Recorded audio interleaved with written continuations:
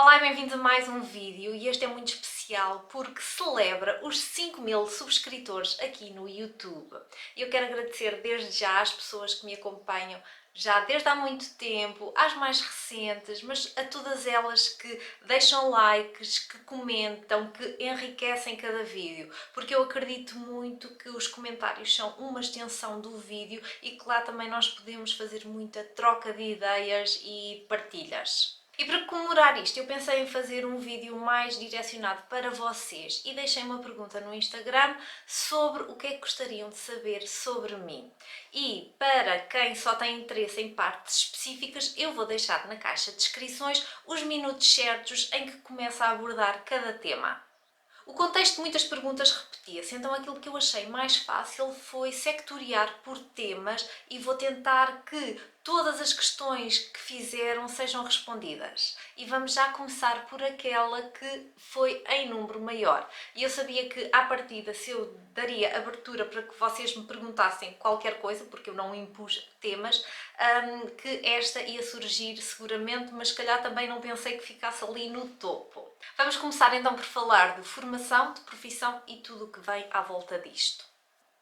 Eu era uma aluna média boazinha, sempre me esforcei para ter boas notas, não é uma coisa que me seja assim natural, portanto eu sempre tive que estudar para isso. Havia disciplinas que se calhar era aluna de 19, havia disciplinas que se calhar eu era uma aluna de 13, mas tentei sempre encontrar assim um balanço daquilo que eu gostava mais. No entanto, eu nunca fui daquelas pessoas que dissesse quando eu crescer vou ser médica, quando eu crescer vou ser professora. Obviamente que perguntavam isso e uma pessoa atirava uma ideia para o alto e dizia uma profissão qualquer só para as pessoas não chatearem, mas a verdade é que eu nunca tive aquela coisa de vou ser isto ou vou ser aquilo. Quando estava a fazer o 12º ano, fiquei mais consciente de que os meus pais não podiam pôr nem a mim nem à minha irmã no ensino universitário. E então fiz os exames todos, fiz tudo o que tinha a fazer, tirei alguns muito boas notas, mas acabei por não seguir. E fui logo trabalhar. Aos 18 anos, depois das férias grandes, eu comecei a trabalhar e fui para uma pastelaria, padaria durante cerca de 3 meses.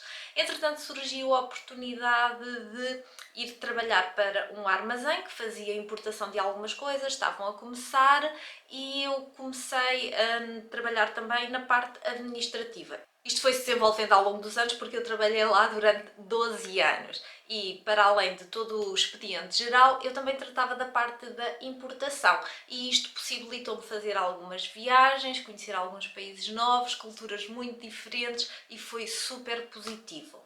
Com a crise toda que houve no final dos anos 2000, a empresa acabou por encerrar portas e eu consegui trabalho numa outra empresa. Não estive sequer um dia parado, se calhar devia ter estado, mas não estive, e fui logo para essa empresa onde estive 6 anos na parte de contabilidade e finanças. Foi uma experiência que eu não gostei particularmente. Os últimos 3 anos foram muito difíceis, eu trabalhava muitas horas, não era recompensada por isso e não fazia um trabalho que gostasse. Depois, em 2017, em outubro de 2017, eu comecei a trabalhar na empresa onde estou atualmente e a fazer uma coisa que gosto bastante, que é mercado externo. Então, eu sou técnica comercial de mercado externo. Faço o acompanhamento todo das encomendas, dos clientes e trabalho então com o estrangeiro. E durante estes 23 anos que eu já estou no mercado de trabalho, eu sempre considerei que a formação era uma coisa importante. E apesar de eu não ter concluído uma parte universitária, eu sempre dei primazia a coisas mais práticas. Eu fiz cursos de inglês, espanhol, Access, Excel, contabilidade, tudo aquilo que eu achava que de alguma maneira podia enriquecer o meu trabalho e me dar mais algumas bases. Em 2000 e se calhar 3, 2004, eu comecei a fazer um curso na Universidade Aberta, curso de Estudos Europeus. Mas entretanto aquilo foi-se arrastando, mas naquela altura as ferramentas do ensino à distância eram um bocado diferentes do que são atualmente, e especialmente no último ano foi muito desenvolvido. Então senti que não era bem uma coisa para mim, porque eu tinha que estudar em casa, sozinha, com os livros, e depois só ia fazer os exames. Devo dizer que até tirei boa nota nos que fiz, mas não passei a direito, chumbei, e nunca mais repeti o exame. Entretanto, depois também começámos aqui a construção da casa, a vida deu um bocado de voltas e eu não tinha tanto interesse e parei mesmo completamente. Não concluí o ensino universitário. Isto é uma à parte, eu sou do signo Touro e a minha irmã diz sempre que eu sou uma vaca com sorte, porque há coisas que às vezes me aparecem na vida e que realmente vão de encontro àquilo que eu quero e também tem a ver com o fator sorte. Eu sei que tem a ver também com o meu trabalho, com o meu esforço, mas às vezes é uma questão de sorte. E então, tanto no primeiro emprego que eu tive 12 anos, como neste que estou atualmente, eu estava a fazer uma coisa que gostava muito, que era trabalhar com o estrangeiro. Se eu tivesse seguido algum curso, teria sido Relações Internacionais. E então acho que é para isso realmente que eu estou vocacionada e que gosto. Gosto muito da troca de informações, de culturas diferentes, de poder ajudar as outras pessoas, de entender melhor, de também fazer entender quais é que são as características dos produtos portugueses. E eu tenho que começar a abreviar, mas eu achei que seria importante fazer este enquadramento dos últimos 23 anos da minha vida. Resumo então, formação profissional, 12º ano, com alguma frequência universitária e com formações profissionais. Trabalho, sou técnica comercial para o mercado externo. Perguntaram-me também como é que eu encarava as mudanças no trabalho e o que é que isso afetava na parte familiar. E então, eu sempre fui muito aberta a novas oportunidades, mas ao mesmo tempo sou um bocado conservadora e gosto de estar presente nas empresas em que estou.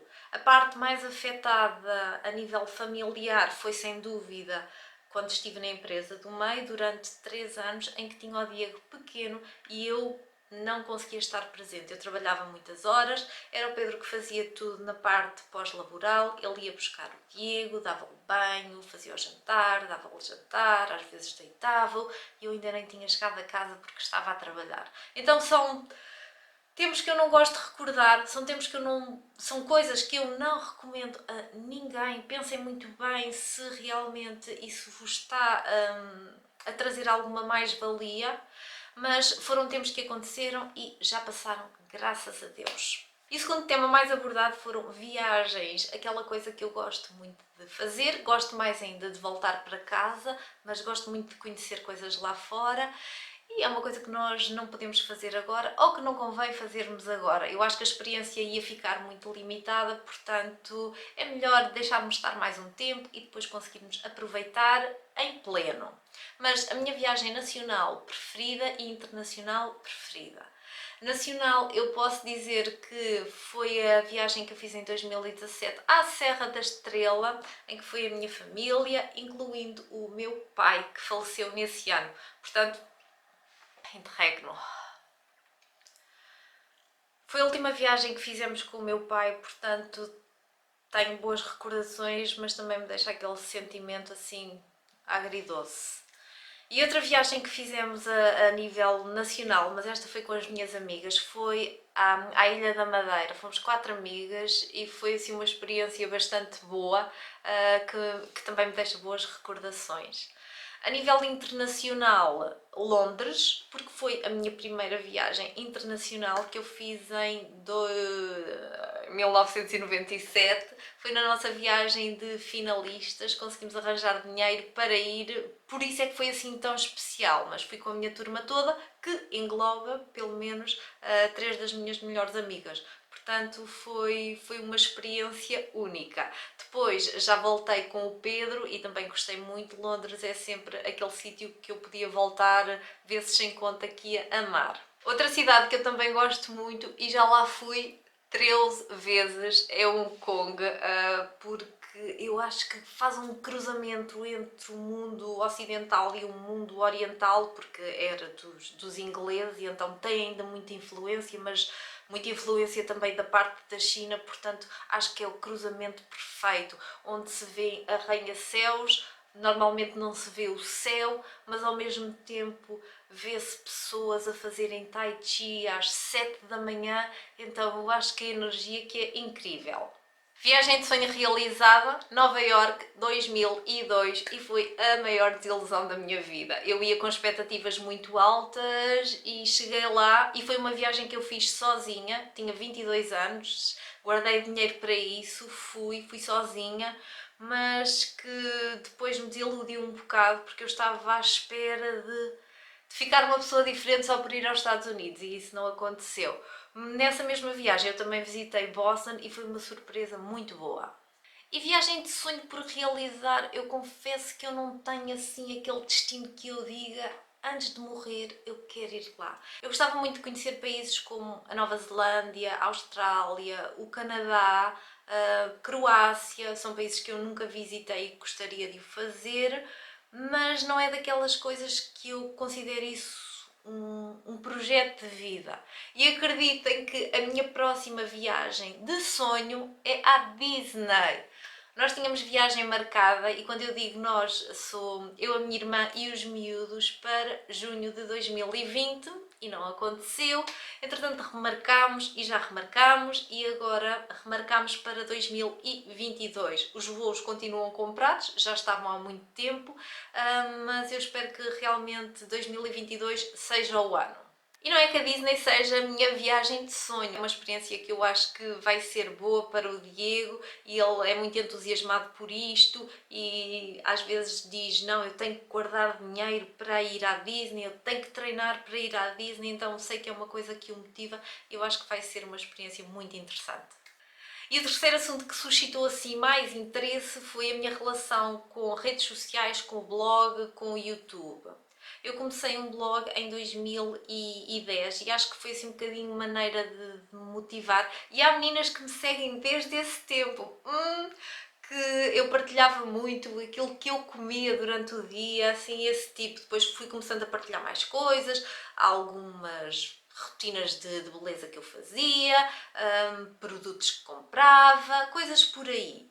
E acreditem que nos últimos 11 anos a forma de comunicar mudou muito e então eu recebia assim e-mails gigantescos de pessoas que queriam partilhar, que queriam de alguma forma contar-me a sua história e eu não tinha tempo suficiente para responder, então sentia que aquilo me estava a consumir um bocado e então optei por parar o blog, comecei outro para ver se me distanciava um bocadinho daquilo. Entretanto, comecei a escrever cada vez menos e a interessar-me cada vez menos por ler blogs. Mas comecei a apreciar ver vídeos no YouTube. Então fiz aqui uma espécie de transição. Então comecei a filmar algumas coisas em casa, editava, nunca publiquei, mas deu-me assim um certo apetite de querer partilhar aquilo. E em 2018 eu comecei assim a fazer alguns videozinhos que publicava. E não é que o meu público tivesse crescido, porque entre 2018 e 2019, nisto no espaço de um ano, eu consegui 100 subscritores. Yeah!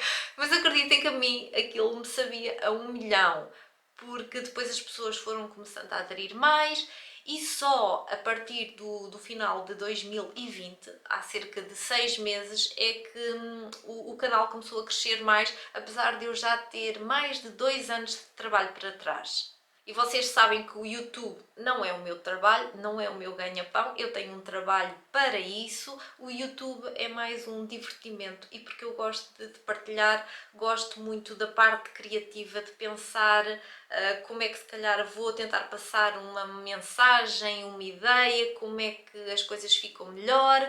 Esta parte toda criativa e depois a edição eu também gosto bastante, apesar de ser uma coisa que me dá muito trabalho. Um vídeo às vezes demora-me 5, 6 horas a editar e eu vou ter que ir roubar isso a outras coisas, obviamente. Uma pessoa fazendo isto porque quer, sem ser uma obrigação, por hobby, porque gosta da partilha, gosta da parte criativa, que o processo fica todo muito melhor, muito mais prazeroso e enquanto eu me divertir vou estar por aqui. E tal como no início, como agora, eu não tenho quaisquer pretensão a nível de números. Obviamente que é gratificante uma pessoa ver que as pessoas se identificam connosco, que gostam do conteúdo, mas a minha felicidade não está nos números, mas sim naquilo que vocês me dão, por exemplo, nos comentários, ou que depois me mandam uma mensagem privada sobre aquilo que eu partilhei. E estes foram assim os 3 temas que tiveram mais manifestação de que gostariam de saber coisas e que tiveram mais perguntas. Mas agora tenho aqui outras coisinhas que são mais específicas e que prometo a resposta vai ser mais curta e mais concisa. Perguntaram-me quais é que eram os canais de YouTube, Instagram que eu seguia e que me inspiravam. E, para inspiração, a minha resposta não é nada óbvia, porque os canais que eu sigo assim mais religiosamente não têm nada a ver com este tipo de conteúdo. Acompanho alguns vídeos da Vanessa Lino, especialmente aqueles que são mais vocacionados para os hábitos, a Feneute, que não tem nada a ver com vlogs assim de rotina e de vida real, a Lu Ferreira, mas mais na parte do Instagram, a Adriana Miller, porque já é uma pessoa que eu acompanho há uns 10 anos. No Instagram também sigo a Camila Coutinho, que foi a fundadora do Garotas Estúpidas. Apesar de eu não ser particularmente fã deste nome, mas entendo o conceito que está por trás e acho que ela tem uma cabeça muito boa. E se vocês repararem no meu Instagram, quem eventualmente me segue, eu sigo 51 pessoas e às vezes eu vou desativar as histórias ou então mesmo o feed, porque não consigo lidar com tanta coisa. E eu sei que há pessoas que seguem 500 ou 600 pessoas, isso para mim seria impensável. Eu às vezes, quando já estou a seguir pessoas que, sei lá, às vezes eu sigo 70 pessoas e aquilo começa a mexer com a minha cabeça e eu vou ter que fazer uma limpeza. E não é nada de mal, é só que na minha vida prática eu não consigo enquadrar aquilo, então começa-me a fazer mal, começa-me a criar alguma ansiedade. Eu tenho que ter as coisas muito limpas e muito certinhas. Eu vejo muito pouca televisão, então acabo por substituir isso um bocadinho pelo YouTube, mas eu também não tenho a disponibilidade toda do mundo para assistir a muita coisa. Portanto, aqui em Portugal eu tento sempre assistir aos vídeos de pessoas que são muito queridas, que é a Cláudia, a Armanda, a Vera. Pronto, tento assistir pelo menos a estes. E 99% das pessoas que eu sigo nestas redes sociais são do sexo feminino, mas gosto muito de assistir aos vídeos do Matt Davella, que também têm a parte dos hábitos e um bocadinho do minimalismo. Também acho que são muito divertidos de assistir. E em termos também de criatividade, de como ele mostra as coisas, é muito giro. E uma pergunta também que me fizeram e que repetiram foi se eu teria mais filhos, segundo filho. Não está nos planos, estou muito satisfeita com aquilo que tenho, eu acho que dá para perceber que a minha relação com o Diego é muito boa.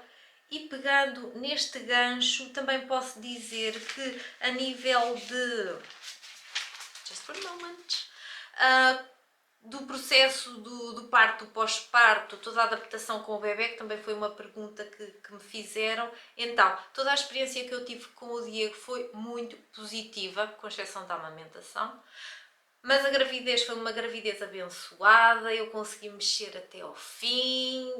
Uma semana antes de ter o Diego, eu andava aqui a lavar esta divisão, exatamente, eu andava a lavar paredes com lixívia em cima de um escadote. Também não devia estar a pensar muito bem, não aconselho, mas nunca enjoei assim gravemente. Tive alguma azia no final, no terceiro trimestre, porque ele já estava muito grande e devia estar em cima aqui assim do estômago ou assim, que me causou algum mal-estar, mas nada que não se aguentasse.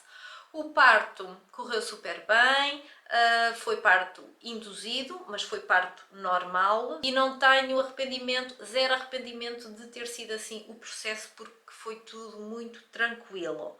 A amamentação foi uma experiência que correu super mal, tive uma experiência péssima, mas isto é mesmo assim, cada pessoa tem a sua experiência, tem as suas vivências e as coisas fazem-se todas na mesma. O Diego teve bastantes cólicas quando era pequenino, assim nos primeiros 3 meses, vá lá, chorava assim 2 horas por dia ao final do dia. Fora isso, foi uma paz de alma. A partir das 7 semanas começou a dormir uma noite inteira, que a mãe podia descansar. Portanto, correu sempre tudo muito bem, e talvez por estas experiências todas terem sido tão positivas e a nossa relação ser tão boa, eu não sinto vontade nem assim ânsias de ter um segundo filho. Como é que tens coragem de treinar às 5h30 da manhã? E eu respondo com uma pergunta: como é que têm coragem depois de treinar após um dia de trabalho cansativo? Lá está, é aquilo que funciona melhor para cada pessoa, mas comigo treinar da parte da tarde é um suplício. Porquê é que não há mais vídeos de interação com o cão? Porque não é um conteúdo que eu gosto especialmente de ver em outros canais, é daqueles que eu passo sempre à frente, seja gatos, seja cães. O Pancho não é um cão de estar aqui em casa, ele tem 2500 metros para explorar, tem a sua casinha, é muito bem tratado, tem a sua raçãozinha, o veterinário vem cá à casa, tem as vacinas todas em dia, tem chip, é registado, tudo conforme. Mas acreditem que Pancho e máquina fotográfica, a coisa não casa. E como eu disse, não é uma coisa especialmente que eu gosto de ver, portanto também não tenho grande interesse em partilhar. Outra pergunta: se sempre fui assim tão positiva e otimista com a vida ou se aprendeu assim com o amadurecer? Não, eu não fui assim sempre tão positiva e otimista. Isto é uma coisa que eu acabei por desenvolver nos últimos anos, especialmente nos últimos 10 anos, tentar sempre cada vez mais ver o copo meio cheio. E com isto também posso responder a uma pergunta que me fizeram sobre os meus maiores desejos e objetivos na vida. E são coisas super simples. Eu não tenho grandes desejos a nível material. Temos esta casa, temos carro, temos trabalho, portanto as coisas vão-se orientando. E o que eu peço sempre é muita saúde, e acreditem que isto é uma coisa que eu peço do coração, e tento fazer a minha parte, tento mexer-me, tento alimentar-me bem, fazer aquilo que é possível. E por saúde é saúde física e saúde mental. E isto vai-me possibilitar também eu conseguir ser mais feliz. Portanto, o meu grande objetivo é ser um bocadinho feliz todos os dias. A qualidade de vida é uma coisa muito importante para mim, e quando eu falo em qualidade de vida não me estou a referir exatamente a bens materiais, e obviamente que alguns nos dão segurança, como a casa, como o carro, como ter um emprego. Isso tudo me dá um nível grande de segurança. Mas não é pelos níveis materiais. Eu faço muitas vezes este exercício. Se a minha casa estivesse a arder, o que é que eu levava daqui? E vai ser o meu PC, porque tenho lá muitas fotografias dentro, e os álbuns das fotografias. Era aquilo que se calhar eu nunca podia recuperar. Ou seja, não são os bens materiais grandes que me vão fazer feliz, mas sim aquelas pequenas coisas, as pequenas lembranças que não podem ser repetidas. E por isso também não sinto que tenha nenhum sonho para concretizar assim em breve. Eu gosto de ter pequenas metas, pequenos planos, e a concretização disso já é um sonho em si. E uma pergunta que eu também achei muito interessante foi: o que é que dirias à Luciana com 20 anos de idade? Eu diria: Luciana, não te apegues tanto ao quando nem ao se. Quando eu tiver isto, vou ser feliz. Quando eu perder 5 quilos, vou ser feliz. Naquela altura era perder muito mais, mas era: Luciana, faz as coisas e pronto, vive a vida, faz o que tens a fazer, não penses no perfeccionismo, a vida também não é perfeita, portanto, se tu começares a fazer, vais conseguir concluir. Porque eu acredito muito que o segredo da felicidade está em nós, no presente, tentarmos tirar os ensinamentos do passado, mas também estarmos com os olhos postos no futuro, e conseguimos fazer aqui assim este equilíbrio todo.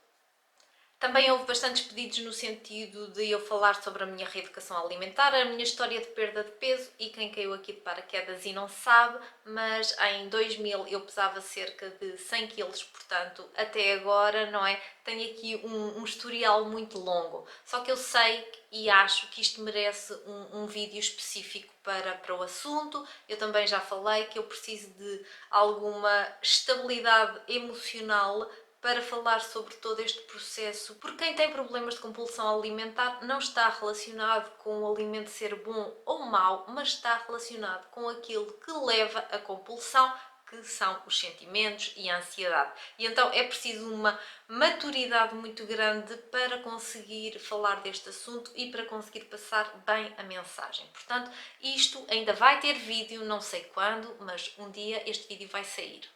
Acho que de um modo geral já consegui responder à maioria das questões, mas agora vou precisar de trabalhar aqui o milagre da edição dos vídeos para conseguir encurtar isto e ficar pelo menos metade do tamanho que tem.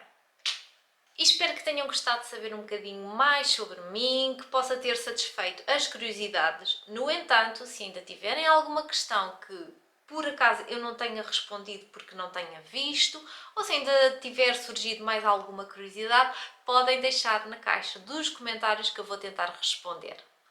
Obrigada por terem assistido a mais um vídeo, obrigada por estarem sempre presentes e vemo-nos na próxima. Tchau!